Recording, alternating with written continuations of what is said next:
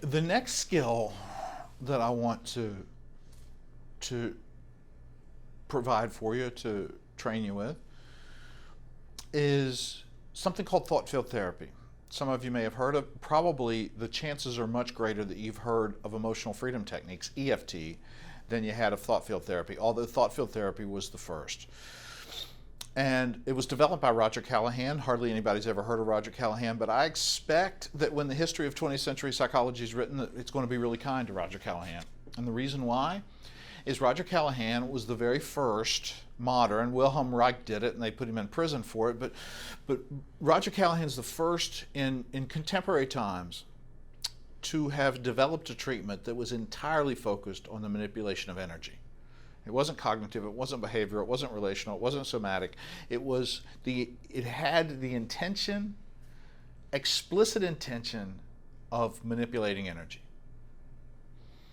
And this was early 80s. And since that time, there's been a proliferation of energy psychology techniques, hundreds of them emerging.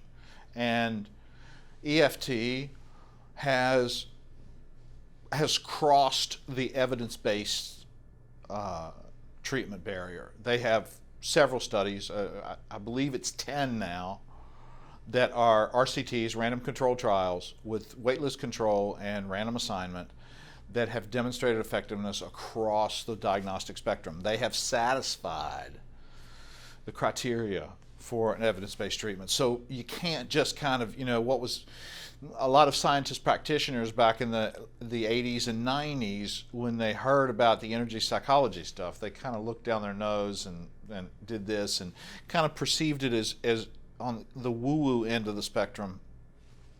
But we're now in a place where there's enough research that it needs to be dealt with and treated with respect and scientific curiosity. A note and caveat on that is I have never, and I don't know that I ever will, used thought field therapy or EFT as a treatment for trauma. There are people that do and swear by it, and I've just not had that experience. What I use thought field therapy for, and it's what I've found it to be a really nice tool, is a self-help skill to teach my clients to manage anxiety. And there's no evidence-based threshold for anxiety management. If your client gets anxiety reduction from doing this, then as long as they don't hit themselves too hard and damage their skull, or they don't hit anybody else's head, then that's a fine tool for them to be able to lower their anxiety. There's no evidence-based, whatever you do that you're able to lessen your anxiety, as long as you're not causing harm to yourself or others, then have at it. And this is a tool that I use to help my clients to be able to lower their arousal when nothing else works. And for those of you who have ever read Jerome Frank, and those of you who haven't, it's a wonderful book to read. It's called Persuasion and Healing, and he talks about how to maximize expectancy, how to be persuasive as a therapist. And he talks about that when we introduce experimental or weird or out of the ordinary techniques or treatments, it's better to undersell them than oversell them. It's better to kind of present them a little bit standoffishly. That way, if it works for your client, it's theirs. They own it. If it doesn't work, you've lost no credibility. Where conversely, if I go, ooh, you got to try this, it's the best thing. You'll be amazed at how it changes you. Now it's yours. And your client loses something in taking it. And if it doesn't work, you have lost a significant amount of credibility. So it's always better to undersell this. So what I do when I have clients that are having a lot of anxiety and nothing else has worked for them, and especially ones that don't want to go the benzodiazepine route. I don't know if you know this or not, but the VA DOD and their 2010 guidelines, which I want to talk about here in a little bit, Um, they they came out in 2010 and said that benzodiazepines are a category D treatment, which means not only is it ineffective, it's contraindicated. It causes harm. And the VA/DoD's treatment guidelines have said, do not give our veterans benzodiazepine. It causes harm. And I'm grateful that I've lived that long. So, the problem with anxiolytics is that they're really hard to kick, and there are very few people that are ex-anxiolytic users because they got a 21-day period, they got a detox, and not very many people make it through that 21-day period before things get, they're going through the detox symptoms plus life, and they just say, F it, and they eat another one, and they're back to using that. And what it does is it lowers resilience. If my ability to manage the anxiety of my life is contingent upon a pill, then what's happening is that every time I take the pill, my own resilience capacity is diminishing. So for those reasons, the VA/DoD has contraindicated the use of benzodiazepines as anxiolytics. And there's some other things that are starting to emerge. One that's showing some promise is beta blockers, propranolol. And the nice thing about propranolol is nobody ever took a beta blocker and said, let's party, it's not psychoactive. It just makes a person tired and relaxed. And so that as a person begins to develop the capacity for self-regulation, they leave the beta blockers behind. Some other interesting drugs that have, one more that I want to mention that is intriguing to me is oxytocin, pituitary excreted relational hormone that creates a sense of well-being. And that is having some really intriguing early effectiveness. And I'll leave that alone. So, I have Roger's permission to teach you thought-field therapy. And so let's do that. And the way that I do this with my client is I say this. You've been telling me about this anxiety problem that you're having a lot. And, I was just thinking last week, after you left the session, I've been thinking about this week, is I have an idea of something that might be useful for you. But it's pretty weird. It's strange. And I'm willing to teach it to you. Some of my clients have found it being really helpful. Some of them haven't. Would you be interested in trying this? And what do all my clients say? Yeah, sure. Bring it, whatever. And you see how I just was kind of like, I don't know if it'll work or not. It's weird. I'm kind of like standoffish from it. And I say, okay, well, here's the way that thought-field therapy works. And I'm going to ask you guys who are watching this to do this with me. Is I ask my clients to think about some distressing thought, something that when you call it to mind, it brings a sense of distress with it. It may make you sad, it may make you angry, it may make you disgusted, it may make you afraid. It's just something that when you call it to mind, it produces distress and discomfort. And what I'm going to ask you to do is to give that a SUDS level. And if you were my individual client and you were sitting in here with me and we were doing this together in session, I would say, so when you call that thought up, on a scale of 0 to 10, where 0 is no distress or no disturbance, 10 is maximum distress or maximum disturbance, where are you on that? And let's say that my client says, I'm a 7. Okay, and I'd write that down. When I do this in a group, a training, I tabulate it. That's why this is up there. This is a slide that I use when I do this live. And I say, how many 10s are in the room? And I type that in. How many 9s, how many 8s? And I can tell you that I've done this maybe not 1,000 times, but close to it. Certainly more than 500 over the past 20 years that I've been doing this. And the mean is almost always, the pre-thought-field therapy mean is usually somewhere between 6 and 8. In that window, almost always, is where, if we were to mean all the scores, it's somewhere between 6 and 8. And so I kind of eyeball that, and we put a little dot on the board of here's our starting mean. And then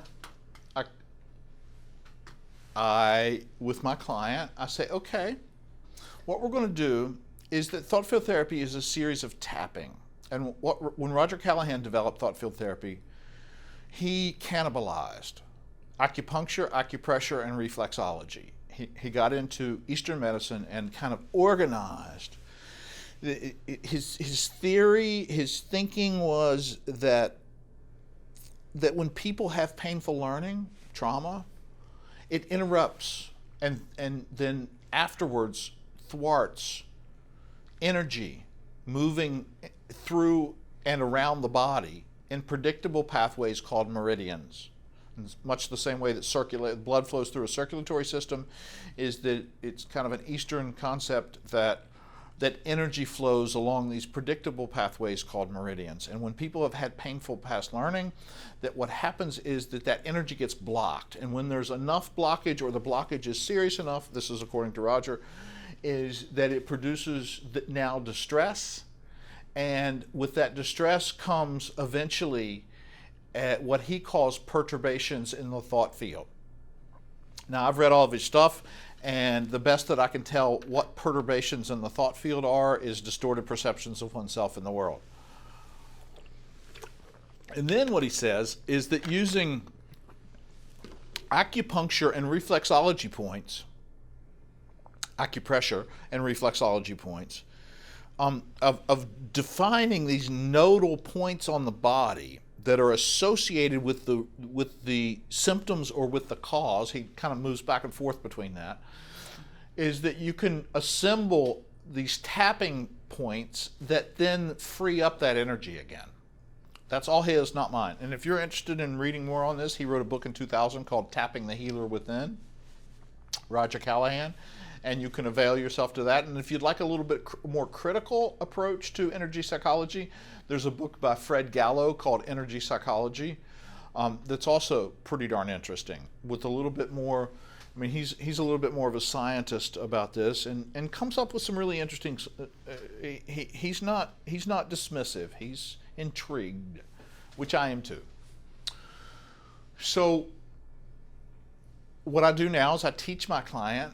What Roger does is, you see on this slide, is that there is, he calls this process algorithms. And he has different algorithms for all kinds of different conditions. He's got an algorithm for depression, algorithm for anxiety, algorithm for trauma-related anxiety, and then all kinds of other stuff like GI distress and hair loss, and he's got hundreds of these algorithms, and almost all the algorithms. He's got a few that have 3 tapping places, a few that have 5 tapping places, but most of them have 4. And you see up there on the slide, the way that this works is that there are 4 tapping places in the beginning, and those same 4 are repeated at the end. So you do it twice. And these, and for different conditions, those points, those places in the body, and then the sequence of them is changed up. This is the particular algorithm for anxiety that is associated with trauma. And let me show you where those tapping points are on your body, and then we can do this. I'll walk you through this together. So the first spot is right here above your eyebrow. If you kind of, one finger width off the center of your forehead, there's a bump in your brow, and just above that bump on your forehead is spot number 1. Now you can do that on either side, it doesn't matter, left or right. And here in a moment, I'm going to ask you with 2 or 3 fingers to tap solidly, but not enough to hurt yourself, for 8 to 12 times. And with that done, then what you're going to do is you're going to cross the meridian of your body, the median of your body, and the second spot is directly here under your pupil.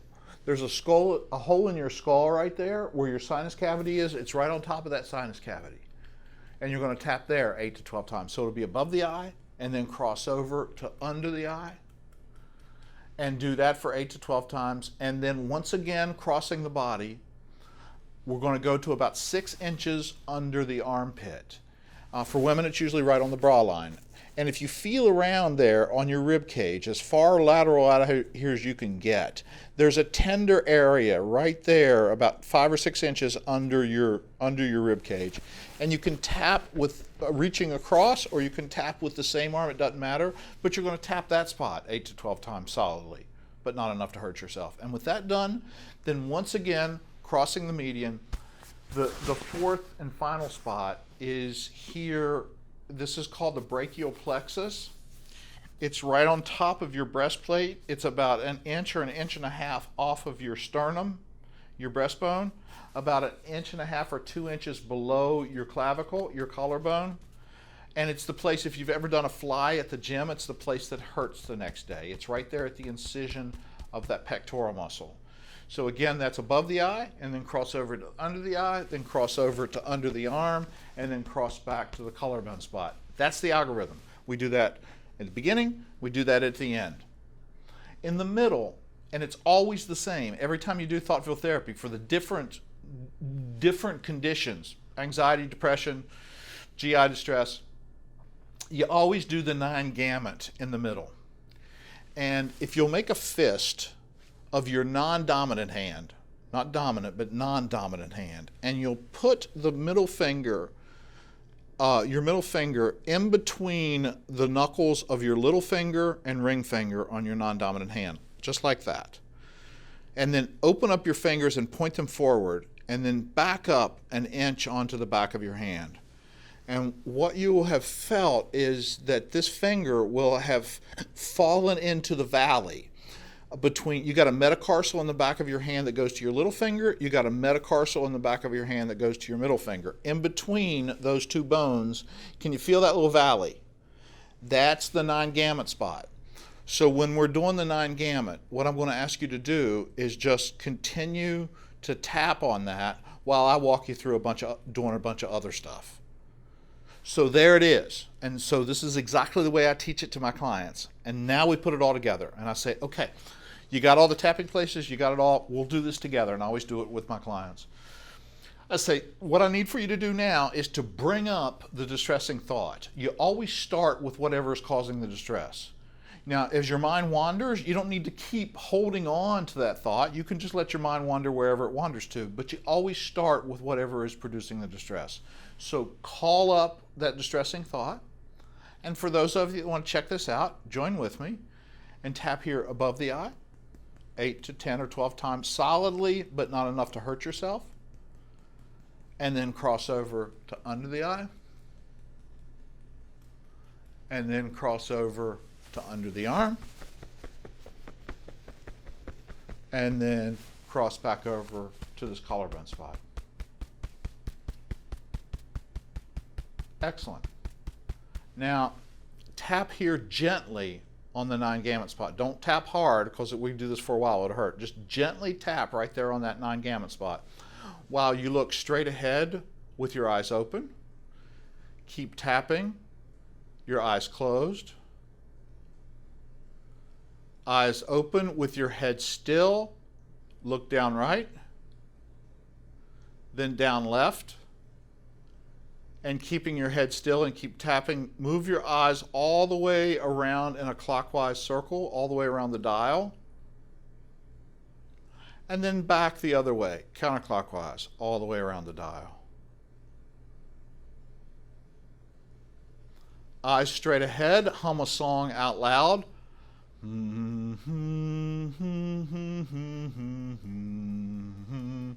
Count to 5 out loud. 1, 2, 3, 4, 5, and hum a song out loud.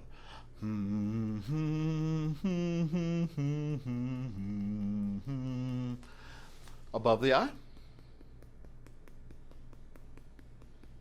Cross over under the eye. Cross over under the arm. And back to the collarbone spot. And stop, take a nice deep breath. And if you were my client, I would say, and what's your SUDS now? And if, when I do this with an audience, I say how many 10s are in the room, how many 9s, how many, all the way down to 0. And every time I have ever done this, all around the world, I get at least a 50% reduction of the mean. At least 50. Sometimes more than that. So it'll drop down from 7 to 3. And that, with a room full of advanced degree, skeptically taught folks, is interesting. Now, I can't tell you why that is so. I can tell you that that's due to something more. It's not just chance. Those numbers are too significant for it to be from just about chance. I can't tell you why. Is it expectancy? Or is there something active? I don't know. And you notice that I did not take you back to the original memory. And the reason why is I'm using this as an anxiety reduction protocol. There's no reason to go back to the distress, because all we're trying to do is to get our client's anxiety reduced. If I was using it as a treatment, then I would call back up the memory. But that's not the purpose of this.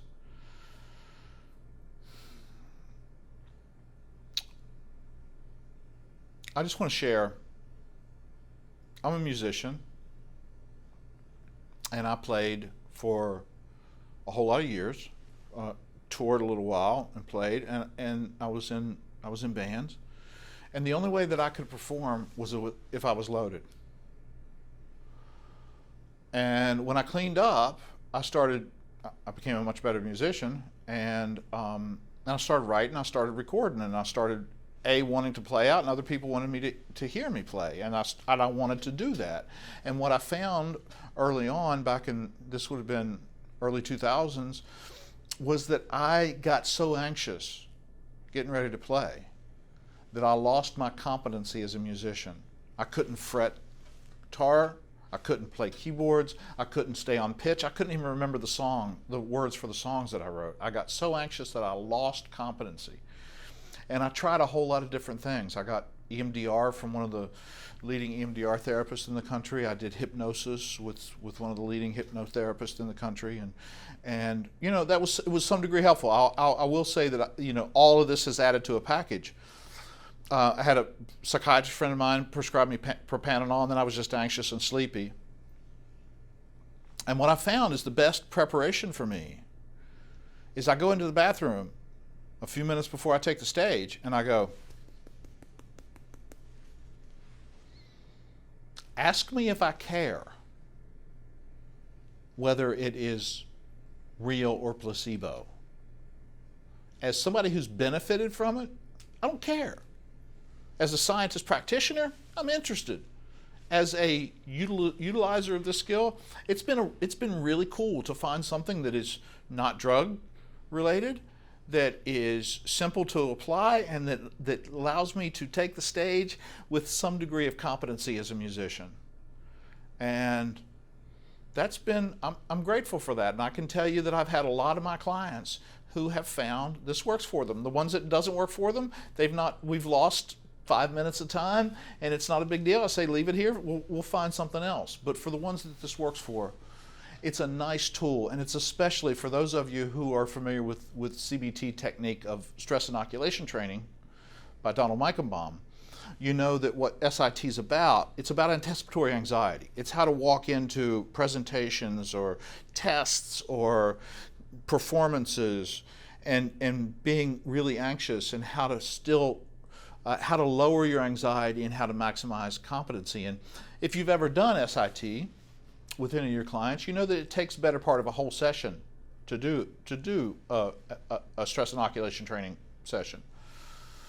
And what I've found that I like a whole lot better than SIT is thought field therapy. And I teach my clients and say, try tapping yourself down before you go do this. If it doesn't work, I got a 4-wheel drive technique that I'm pretty sure that will work, but let's try this simpler way first. And I can tell you that a lot of my clients, whether that's expectancy or whether that's something that's active, they have found this to be a useful tool in being able to manage their anticipatory anxiety. For those of you who are interested in learning more Uh, Here's an interesting legacy. Back in the 80s, the only way that you could learn thought field therapy is that you had to go to live with Roger, and I think he was living in La Jolla, somewhere in Southern California. And you had to pay him $100,000 and stay and live in his house for a month, and he taught you how to do thought field therapy. Now, say what you want to about that man, but that's a genius business plan. $1 million to a year hanging out at home, there's nothing wrong with that if you can get it. That's good work. And Gary Craig came from, I think, Indianapolis, and went and spent that $100,000 in a month with Roger Callahan. And then he came back home, and what he did was he built his own tapping sequences that he called EFT, Emotional Freedom Techniques. And for many, many years, he just made that free to the public. And what has happened is EFT, for whatever reason, the researchers have latched onto this, and there's been a whole lot more research been done about EFT. And for those of you that are interested in learning more about EFT, you can go to emofree.org, emofree.org, and there are several free resources on that website that you can utilize and practice. So if this is useful for you, take it. If it's not, leave it here.